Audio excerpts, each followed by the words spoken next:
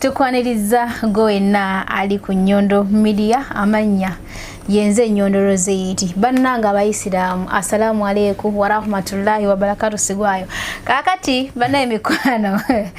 abasiba mwenna mwebale ogenda maso nokubanga ate musiba mukola kyamaanyi nnyo of course ekisibo kyakatandika tebiba byawo naye kimala ne kikola ki ne kigwa temugwa mu mayi mugende maso berenga musiba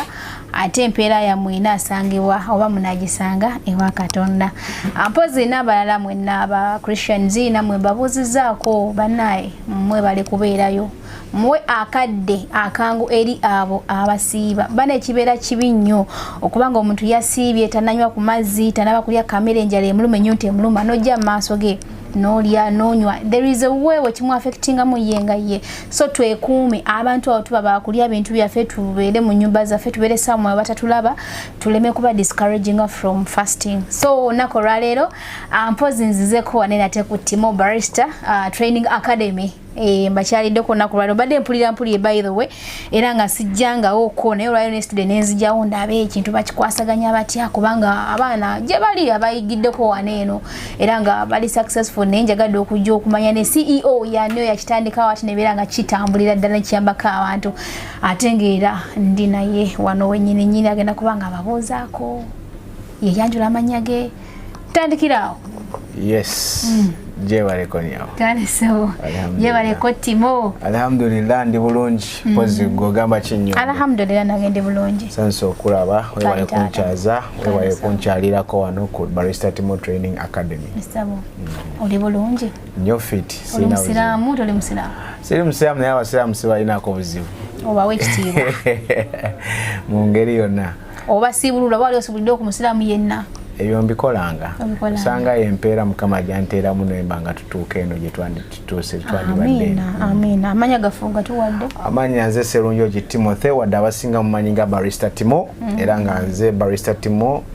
kusinzira ano mu Fridge Mural emabega Fast Supermarket yes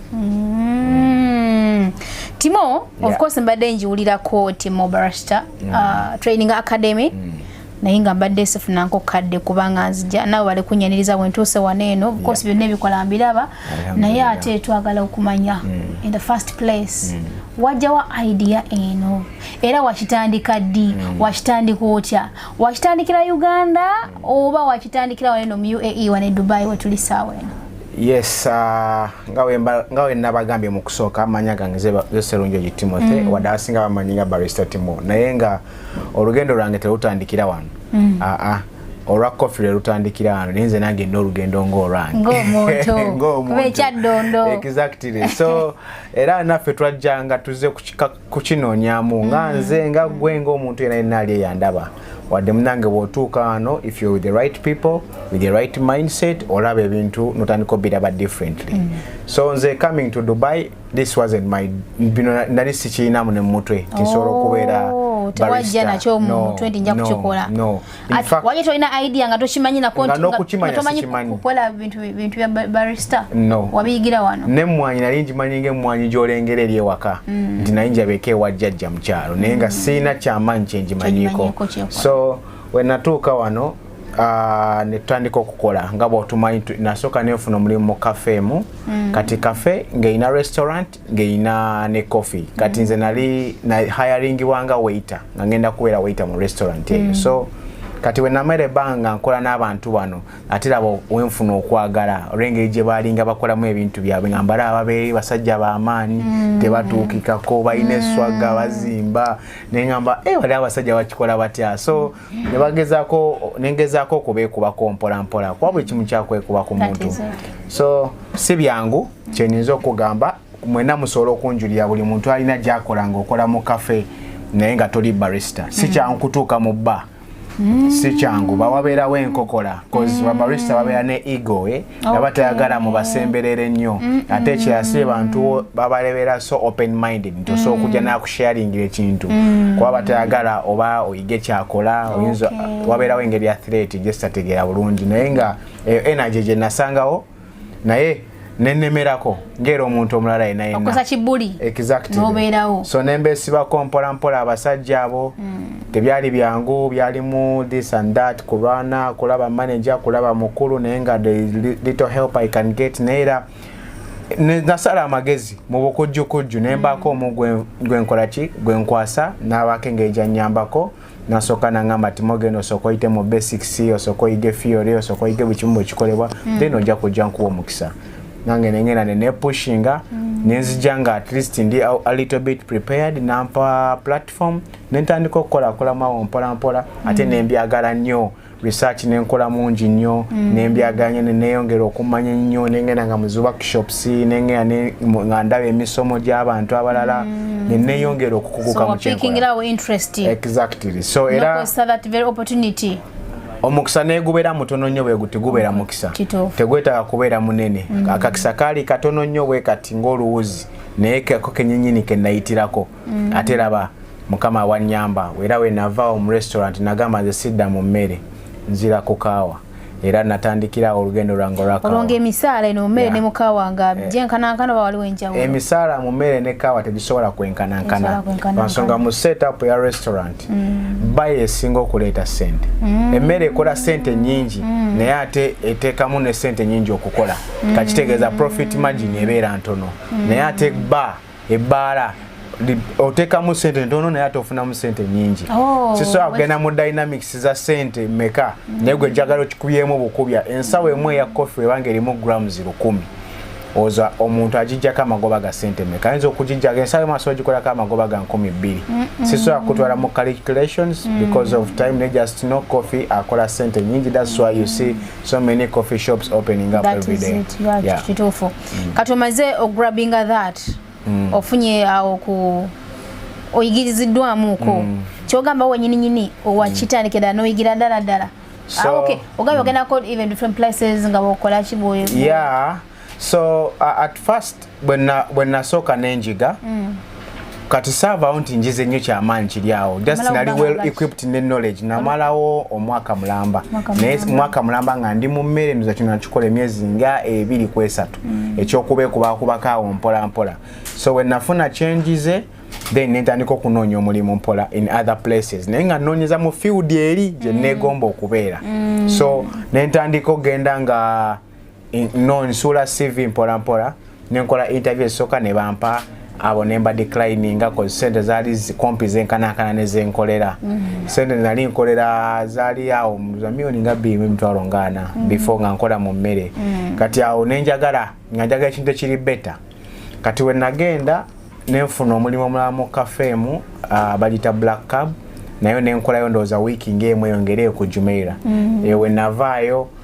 nga ndaba setup yawe eri so much of commercial coffee bamulimu ne coffee bamulimu kitono nnyo tulimu bintu bya fraps ebikyebyo ate ng'obwongo bungamba nedda nze nakwera musajja wa mmwanyi kwe mmwanyi nali maze ogiyigira ddala kati laba lucky enough nenfuna omukisa mu one of the biggest cafes in Dubai nengea nentandika okukoleyo nenkolayo ndowooza emyaka 2 wagita Cafe Rider. It's one of the biggest if not the biggest in Dubai. Nenkolayo emyaka 2 nenva ku lwa junior nezira kuba senior. Alhamdulillah. Experience ye mala. Experience ye yo tukikubye banga dene. So that's why I got this vision ransonga nageno chizura nti abantu bangi bayingira Dubai nga bali nganzi nga tebamanyi nti omuntu okubeera barista kintu kya muwendo kati nensala wonze mbere poto oba mbere omuwatwa abalako basobola okuyitira onfuna bulungi so it's all about the knowledge and skill basically it's all about the knowledge and skill. The beauty eri mulimu guno gwe wenna ali eyandaba omulundi gw'ogusooka naye mukyala Nyondo omuntu obeera barista obeera professional okay omuntu okubeera professional kintu kikulu nnyo. Let me give you an example. Omuntu ogamba nti namwe professional at something kitegeeza mu buli kimu kyakola yabeera leadinga mumba mulina kulinda professional kyakola onfuna bulungi yes weba kugamba nti ono professional baba kitegeeza n'oba nga gwe Bill Gates oyina okutula ali omulinda akusala akaviiri asobola n'okugamba sooka otulemu nja kukusala edda cause is a professional onfuna bulungi kati obeera ng'oli professional barrister kitegeeza gw'oyimirira emabega w'amashini gw'osettinga pace onfuna bulungi gw'owaayo ky'owaayo gw'olina okumanya kiki ky'ogenda okuwaayo onfuna bulungi so this is the beauty in it omuntu ayimirira emabega akawunta kitegeeza kyonna ky'asaba kivunaanyizibwa ku ggwe naki ky'ogenda okumuwa so kikuleetera engeri ya pride. That's why most of them obala abana ego basonga gamba kati ono kakapuchino nza kasalawo akalungi ka V60 akalungi nza kasalawo kyobola ababeerayo nga bejiragira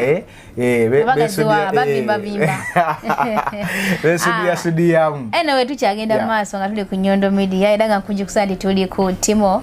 Barrister Academy. Gwe wenna alaba sharinga wako ono atuke ku muntu omulala kituyambeko abatena kibamanyi ku kintu ekitibwa ne barrister wabadde batamanyi ku barrister Timo Barrister Academy babenga ate babako ne kibamanyi omanyi ekintu kirungi nnyo by the way kankwebaze webale nnyo bale ddala kintu kiri nnyo kino kyewakola olw'ensonga nti abantu gye bali eyo bangi abaana bateze okubanga ate bayiga ebintu bineeno so wabanga tebalina opportunity eyo nga balina sente zabasobola okusoma naye nga tewali opportunity naye agereko ekintu waguddeyo opportunity bagula opportunity eyo kintu kirungi nnyo bala nnyo bali ddala kintu kiba kirungi singa omuntu oba olina omulimu ogw'omumutwe omuntu yenna alina omulimu ogw'omutwe taligenda kufeeringa buli wonna waalaga at least akozesa ekyo ne skills ne experience nabira nga asobola at least okutandikawo ekintu kyasobola okutandikawo yengayo so kino kintu kirungi nnyo abaana okusinga okujja ne batandika okunoonya emirimu bwe tegiriwo bali mu bed special nakiri at least wojja n'obaako ne kyoyiga n'obanguka n'oba nakyo mu bwongo n'onoonya omulimu ogwo mukola ki mwongwa anywhere you go oba osobola okufuna ne wozukira mu America nga tomanyi bw'otuuseewo osooka kunoonya kafe nzize nsomye maliriza mpeebwa certificate essaawa eno nze nga Timo Barrister School I don't give certification no because silly licensed kubanga ngaba certification naye quote me right omuntu okubeera barrister it only acquires knowledge and skill nkakasa if I'm getting my statistics right 80% of all barristers mu UAE tebalina certificate ne bwogenda ne tutambula molo ku molo nga tugamba jagala bulumaji certificate ya jikube ku meza they don't have certification they just know what they are doing you understand so a barrister is hired on your knowledge and skill certification jiberayo cause waliyo body etwala coffee munsi yonna eina branch yayo wanelya ku DMCC osogera no soma certification ya however much a little bit expensive cause ayinza okubange konokiriza mu mutwalo oba plus that's something like 10 million okudda wagulu not so many people can afford that is true even some companies ezili organized bw'omukolayo basobola okufunamu omuntu omu n'agenda n'atekinga course eyo eri professional n'afuna certification ye kati oyo yeye atendeka ate abakola ki abasigadde because it's a very expensive course to take you understand osoma modules nya osoma barrister osoma brewing osoma foundation nosoma ne sensory ze found buli gundi nya ne buli mbagena bagikutula ne sente zachi ezazo kati fenga fe atababere eno wansi kati fe chetukuyamba gwali eyo atasobola ku affordinga kiri ekyamaani ofuna bulungi kiringo omuntu anagamba fena tugenda Dubai nze nenye fly Dubai oli alinye Emirates fena tutuuka ekigendera kya kutuuka waje tukola ki fena je tugenda so ife tusobola okukuyamba ku miwendo emitono jojjo okusobola nofuna kyekimu ate nofuna kumpi kyekimu ngakyo wandifunye onfuna bulungi so kino lino tafaali lyakugattako nze nja kweyogerako nga nze Timo kuba kyemanyi guno omulimu gwenkola oba kyenkola sinza kikola nzekka abantu bangi abakikola muno mu Dubai and big up to everybody cause fena tuba tugattako si buli muna Uganda agenda okujja Dubai nti ajja kujja wa Timo kuba sisobola kuba malawo you understand so kugambye abantu bangi abakola omulimu guno bangi nnyo bemanyi besijja kwatula manya ku mpewo naye nga buli omu kyakola salute nze kyemmanyi oba oyina ettafaali lyokoze oba oyina ettafaali lyokoze ki lyoyongeddeko cause tukyusa obulamu bw'abantu abaana abangi bava mu biyumba ali yatulugunyizibwa nagamba nedda njagenda nesomereka kosi kange mu bbanga tono nnyo nagenda n'ateekako ettaawo n'abeera nga is a boss of his own. Nze kati nga bw'otunulira ino essomero lyange cameraman ajja kuba 360 ey'ekifo osobola okulaba abantu abo bonna bentimba waggulu abo. That's what we call in my school the wall of fame. Awo bamu ku bayizi abayita mu mikono gyaffe ne bagenda ne bakimakinga. Buli muntu gw'olaba walina story. Buli omu alina gye yava. Abali mu cleaning, abali mu parking, abakoleranga mu Kasana, abakolanga mu Ddungu, abaavanga mu Biyumba, bano banva Saudi, nva Oman, nva Luddawa. Bonna basalawo ne banneesiga ne mbawo ekyo nnyini ne nsharinga ku kyange ne nkibawaako. Bayitirivu tosobola na bamala wano bbanga ki era wakitandika otya nga tuvuddeyo eri maze okuvaayo wakitandika otya era kati omaze ebbanga nga ki? Ngenda kuweza ndo ndayika ni mwaka nga gumu nawo naye just abantu abasinga ekibabuzaabuza nti balaba numbers nene cause success eba confusing anagamba omusajja ayinza okuba amazeeyo ebbanga ddene naye nga just kyenkola nkimanyi. That's why results nyingi zirowoozesa abantu abasinga nti nyinza okwambadde emyaka nga 10 plus naye nga just kyenkola nkikola with passion cause nkikola nkyagala. Yes. Kati kiri too expensive. Era omwana musomesa bbanga ki? Omwana kati nganze kose yange ebeera ya weeks 2. Yes, mpulira waliyo abasomesa ekisingako naye nze nganze timo kubanze nkimanyi omutajano mu Dubai ogira ku visa. Sisobola kuteeka mu class mwezi mulamba kunze it doesn't make sense cause visa ebeera etambula. Kyenyiza okugamba bwe mba equippinze with the right matter tekisobola kugaana. Niyinza okulaga waliwo abaana wano bennina true story nga babadde mu class nga babeeramu ndowooza ennaku nga 6 nasoma nayiga kyalina okukola nagenda nafunirawo omulimu weeks 2 omwana asobola okuba nga ayize ekintu exactly. Kati ngambye mba ninowa nnaku 6 kitegeeza ne weeki teyagyeweza. Kati abagenda ku Dubai Mall them daily oba lwabaze oba weekly oba weeks 2 wiki 2 kati course ebeerako ne fees ne structure nti omwana wiki 2 osomera sente bweziti kati ebyo obojja mu office I cannot discuss this on air naye bw'oba ng'ontuukiridde tuba tusobola okunegotiatinga miwendo misaamusaamu mbadde njina kipoint njagala okugirako waliwo omwana akola ku Dubai Mall kwa Arabica. Omwana oyo yali student wange yasomera ennaku 6 naye yali abeera Albasha ng'asomera wano Mudeira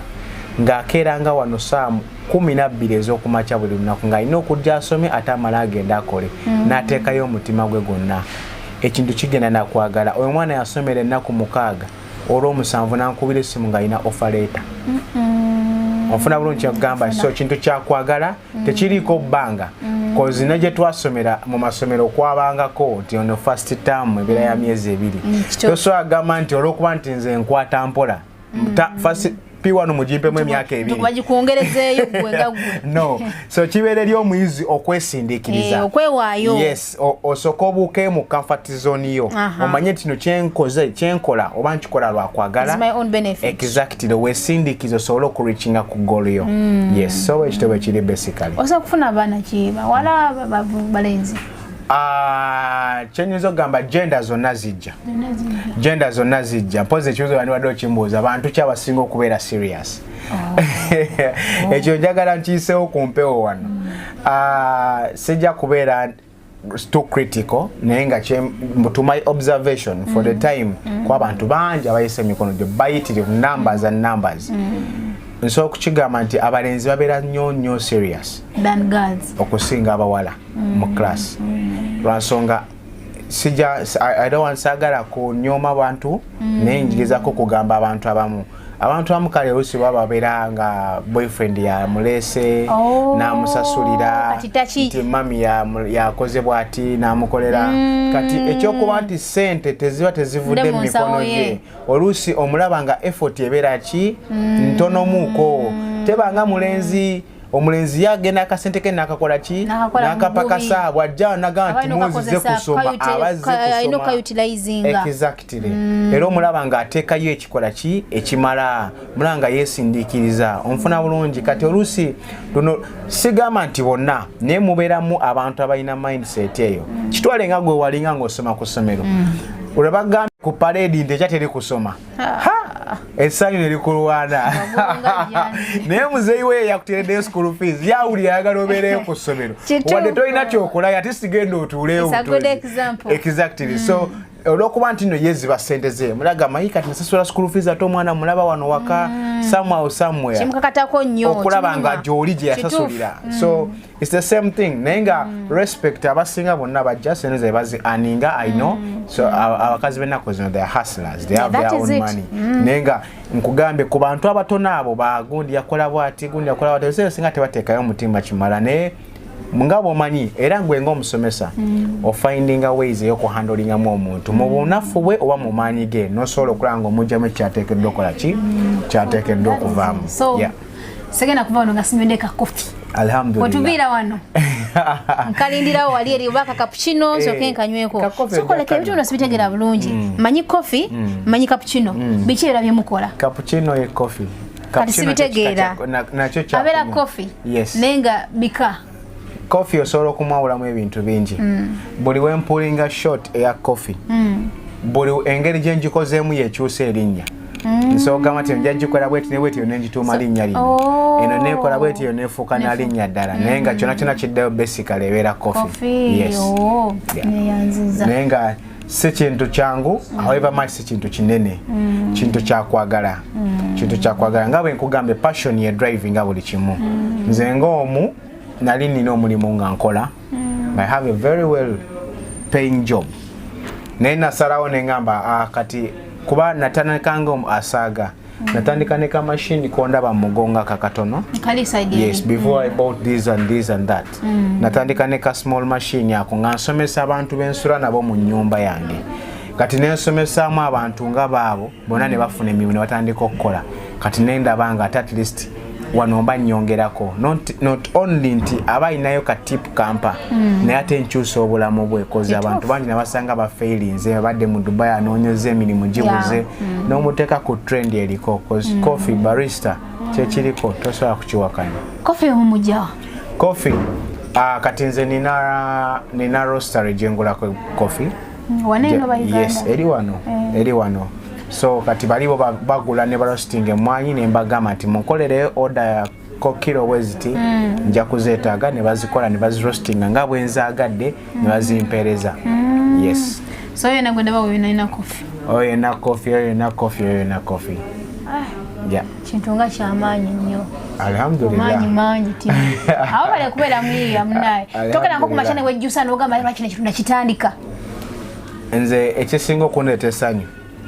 ye muntu okunkubira ati timo nafunye omulimu even yesterday waliwo student wange yabadde yagenze bamuwadde yatadde sokola so nze essanyu lyokka lyenfuna I don't regret anything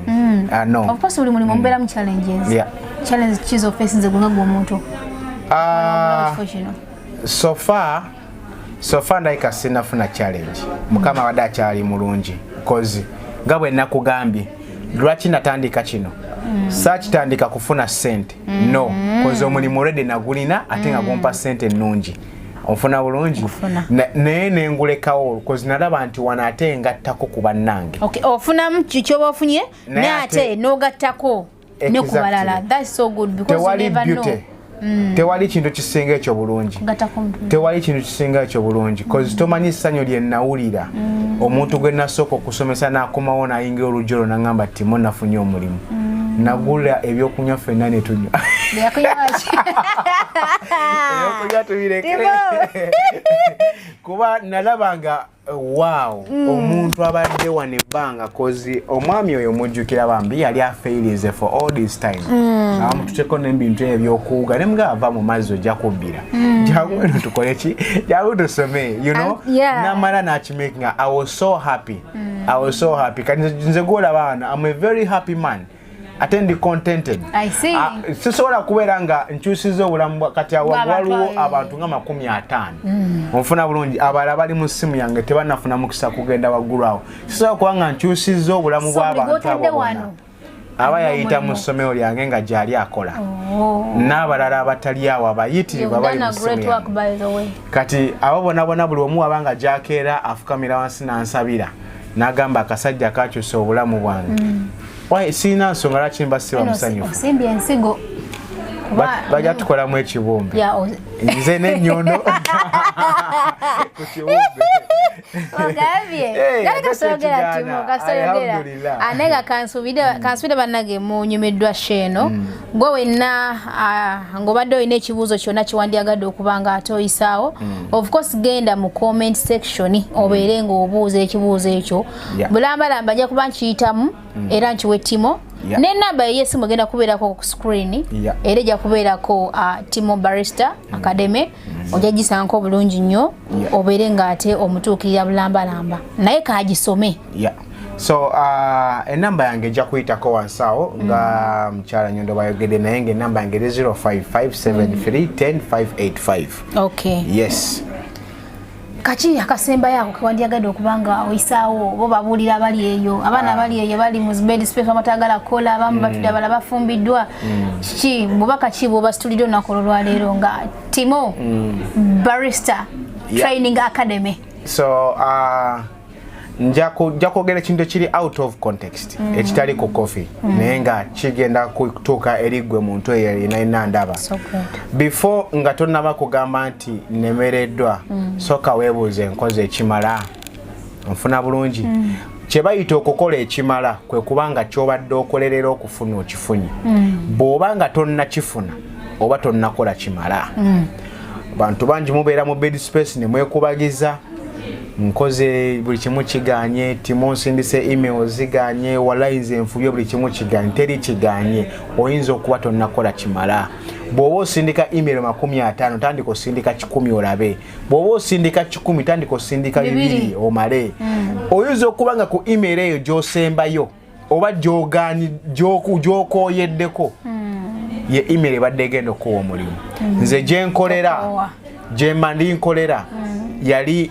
omukyala eyali akolayo manager namusindikira email yanziramu ku email ya 16 eyo 16 gye yanziramu okuva ku number 1 naye namusindikira nga message leero nenjimuddamu enkya okumala ennaku 16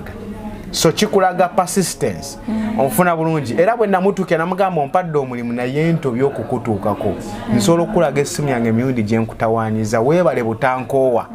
oluusi munnange musindika emails zino naye kyolina okumanya nti abantu b'ozisindika oluusi tebagenda kulaba omuntu nga HR abeera ne desk abeera ne laptop ye bwakeera ku makya ayinza okusanko CV z'abantu nga 15 onfuna bulungi asomako abantu abasooka 5 n'abiikako laptop n'akola ekirala oyinza okwanga bunaku ogira ku wa 6 nga leero lwobadde ogenda okugira kwasooka onfuna bulungi so buli muntu ali eyo muve mu kwekubagiza teri kigaana kyolina okumanya competition eri waggulu buli lunaku Fly Dubai ereeta Emirates ereeta Kenya Airways ereeta buli lunaku ennyonyi zisuula abantu ffenna tujja mu market yeegyo yemu kitegeeza ki nti the winner takes it all alemerako yajjo kifuna atalemereko kekagobako nga kaba kaweddemu nga olaba teppo bamuzanya azalaka tepako kale ndowooza katukoma olunaku olwaleero naye nga bwe nkugambye nti oli ku Nyondo Media era nga tubadde waneeno ku Timo Barrister Academy obale kubanga obadde otweyunzeeko nakumalayo show yaffe eno era nziramu nenkusaba nti gabirako omuntu omulala yenna sometimes olabanga ekintu kigatako omuntu omulala tokikotogera era nga ne Timo nga nti yakera n'agamba nti sigenda kukotogera bannayuganda bannange however njagalamu akasente naye ate era njagala nkole ki nokone kyembagatako ne nabawo kyakola ki so kakati naawe sharingirako omuntu omulala oba oli awayinza okuba nga yanditaze okuba nga ate afuna services neno yanditaze okuba nga asoma tuli waneno Deira Frigi Moral Mudeira Frigi Moral pozi njagala kuyisa akantu kamukoka mukyala Nyondo mwebale nnyo ne banno be mukola omulimu gwe gumu kyemmanyi mugatako in one way or the other cause abantu bangi nyo babeera ne platforms zino naye ne batazikozesa ate kuyamba balala ne bazikozesa kwevuma kukwolesa bintu bya buseegu kukolesa bintu bitasaana naye kinzizaamu amaanyi okulaba nti tuliyo abantu eno ku Dubai twajja kukola naye tufisaawo akadde ne tukola ate ebintu ebiri productive ebisobola okwongerayo omulala n'abaako engeri gyakyusaamu obulamu bwenyi wano wadya. So respect, mwebale nnyo, mwebale ddala omulimu gwe mukola gw'amaanyi. Tokoowa, tojjerawo, tojjanga okwo. Tweyanze. Okay, so byebyo mukama wange gwenna tulaba ndooza ne wesongerako denga singa oba oyita ku namba y'essimu ojja kumufuna. Nate era wantu si wala nnyo wano Deira ya Fridge Malal otuuka ku Faazi supermarket emabega. Singa olabera atuuseewo nno ne bakuba akasimu oba osobola mupiikinga. Alhamdulillah nga bwe nkoze era bwejja okukola. So banaye kawanira ekibuzo kyonna nga bwe bagambye mubeere nga mukiyisa mu comment section mpozi ne ku namba y'omukulu kweri tubeere nga ate tukwatagana. I sign out. Thank you so much. Tweyanziza.